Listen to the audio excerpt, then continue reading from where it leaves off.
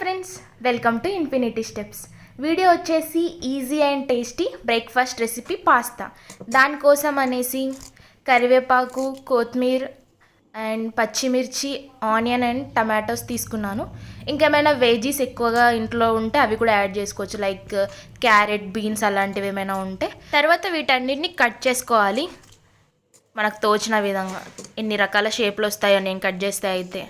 ఇంకా main thing వచ్చేసి onion cut చేయడం. బాబోయ్, ఈ ఆనియన్ కట్ చేయడం అంటే చుక్కలు చూసినట్టు అనిపిస్తుంది. ఆ కన్నీళ్ళను ఆపుకొని ఫినిష్ చేసేవారికి చాలా కష్టంగా ఉంటుంది.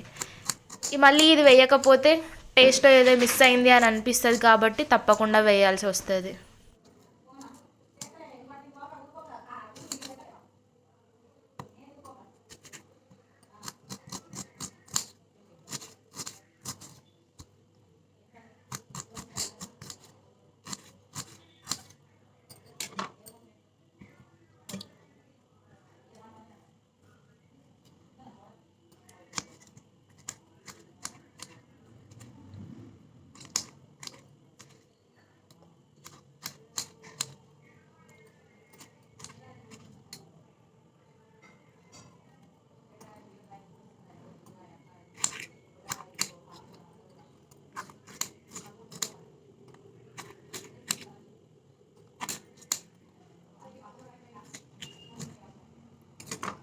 ఫైనల్గా నేను తీసుకున్నవన్నీ కట్ చేసేసుకొని ప్రిపరేషన్కి అయితే రెడీ అయిపోయాను.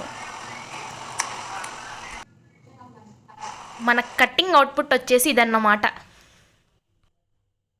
ఇంకా వంట విషయానికి వస్తే బౌల్ పెట్టేసుకొని ఆయిల్ అయితే వేసేసుకోవాలి.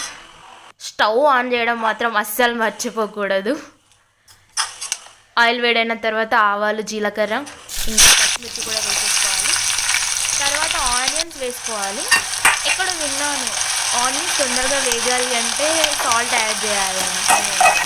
సో సాల్ట్ యాడ్ చేసేసి వేయించి ఉప్పు కూడా యాడ్ చేసుకున్నాను.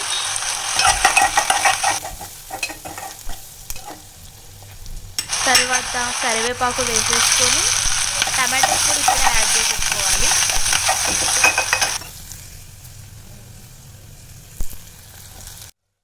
టమాటాస్ కొంచెం వేగిన తర్వాత అల్లం వెల్లుల్లి పేస్ట్, ఇంకా చిటికెడు చిల్లీ పౌడర్ యాడ్ చేసుకున్నాను.